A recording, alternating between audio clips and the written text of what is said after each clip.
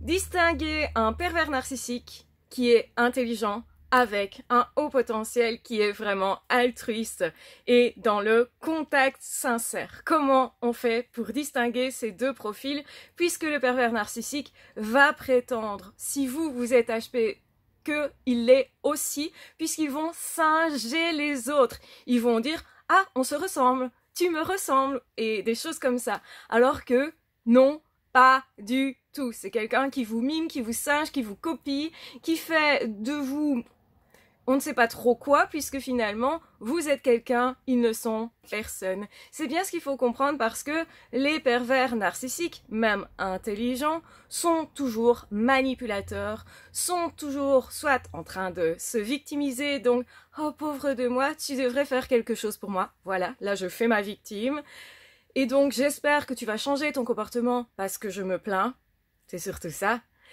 La deuxième chose, c'est qu'ils vont vous intimider. Tu devrais faire ça, sinon attention à toi, il va t'arriver ça. Donc des menaces claires.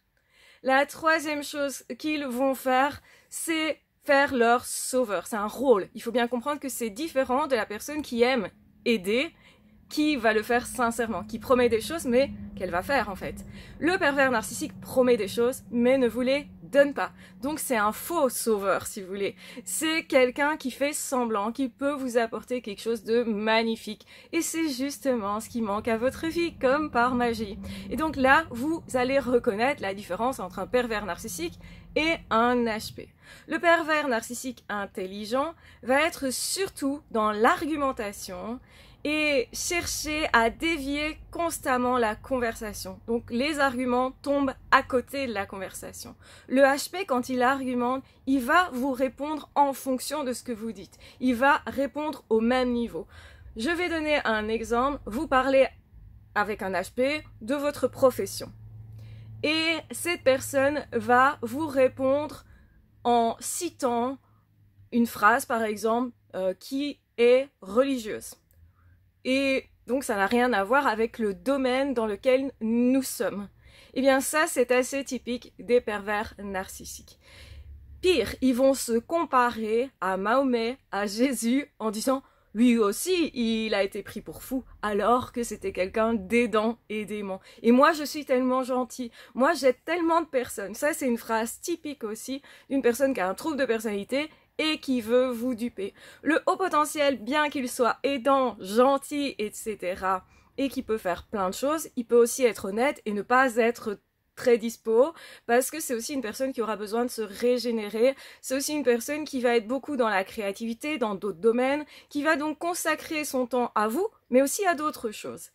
Et cette personne, elle va plutôt, en fait, vous aider sans se rendre compte que ça vous apporte beaucoup. Et c'est là la nuance en fait. C'est une personne surtout qui va être empathique au niveau de ses ressentis, qui va faire les choses plus naturellement, va aider quelqu'un comme ça gratuitement, naturellement, va répondre à vos questions et puis à un moment donné, va se couper un peu, on va dire, de vos contacts, etc. parce que cette personne est en train de créer d'autres choses ou parce que cette personne a juste besoin de solitude. Le pervers narcissique, il a toujours besoin d'être au centre de l'attention, c'est plus un extraverti, même s'il peut se faire passer pour timide, c'est un faux timide en fait. Et là aussi, on a une grosse différence, parce que finalement, tout ce que le pervers narcissique, c'est recopier les autres. Il sait pas faire autre chose, il sait pas inventer, c'est pas un créatif, mais il peut recopier quelqu'un qui crée. Et donc ça pourrait donner l'illusion que c'est un créateur qu'il n'est pas. Et une autre façon qu'il aura de faire, c'est de retourner ce que créent les autres en disant toujours l'inverse. Par exemple, si on est dans un domaine intellectuel, ils vont dire, donc créer une théorie inverse de ce que vous dites vous, par exemple.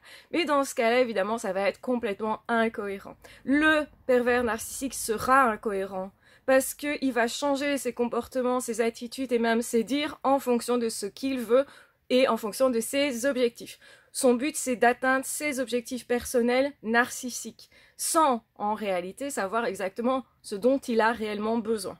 Le haut potentiel, c'est quelqu'un qui cherche vraiment, sincèrement, en profondeur à satisfaire les autres en fonction de qui ils sont, qui va justement avoir plein de composantes de sa personnalité, vous aurez l'impression que c'est une personne inépuisable, que vous redécouvrez tout le temps avec plein de facettes. Et ça, vous ne trouverez pas chez le pervers narcissique qui, en réalité, ne tiendra pas la route, qui peut être obsédé par quelque chose, mais c'est surtout obsédé par sa réussite ou par le fait de faire mal à quelqu'un de précis ou d'atteindre un poste précis pour briller. Donc c'est pas du tout la même chose qu'un haut potentiel. Son objectif généralement c'est de changer le monde indirectement, c'est de s'épanouir encore plus, c'est de se découvrir encore plus et d'être encore plus lui-même, parce que généralement il cherche profondément ce qui lui correspond et c'est pour ça qu'il va être beaucoup plus heureux qu'un pervers narcissique qui en fait ne fait jamais que semblant d'être heureux, que semblant